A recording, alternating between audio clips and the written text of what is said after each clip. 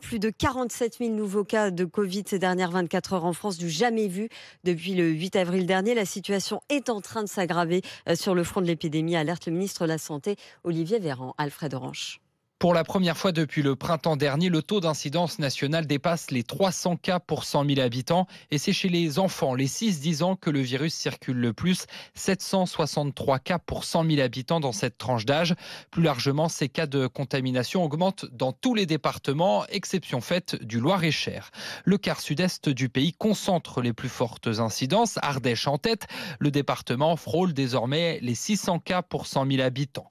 Autre palier symbolique, la barre des 10 000 patients hospitalisés pour cause de Covid est franchie dans des hôpitaux qui accueillent chaque jour en moyenne 730 patients supplémentaires, un chiffre en hausse de 40% sur une semaine. Concernant la vaccination des 5-11 ans, la Haute Autorité de Santé choisit la prudence et donc d'attendre, mais elle préconise en revanche dès aujourd'hui l'élargissement aux enfants à risque de formes graves, ceux atteints de pathologies sensibles comme des malformations cardiaques, respiratoires, diabète, obésité ou encore trisomie 21. Marie Régnier.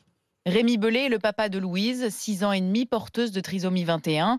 Il a décidé de la faire vacciner contre le Covid, comme le recommande la Haute Autorité de Santé. Depuis quelques jours, on cherchait à avoir une troisième dose déjà pour les parents, donc on va embarquer tout le monde pour le faire dès que possible. Vacciner les enfants à risque de formes graves, c'est pour lui une évidence, surtout que sa fille, comme beaucoup d'enfants porteurs de trisomie, a des sinus plus courts. Quand ma fille elle est malade, elle produit pas mal de muqueuses et de mucus. En plus, elle ne sait pas se moucher, elle ne sait pas encore souffler. Forcément, c'est un facteur de propagation. Comme Louise, 360 000 enfants atteints de pathologies particulièrement sensibles sont visés par cette vaccination.